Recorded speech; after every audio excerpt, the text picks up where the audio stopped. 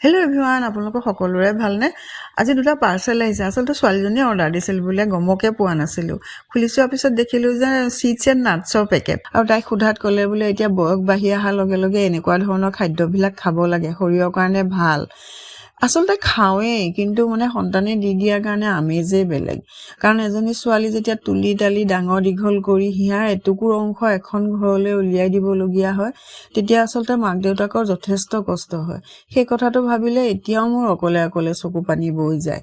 কিন্তু এইটো ভাবি ভাল লাগে যে বিয়াৰ পিছত তাই সেইখন ঘৰলৈ গৈ শহুৰ শাহুৰৰ যত্ন লোৱাৰ উপৰিও আমাকো সমানে যত্ন লৈছে।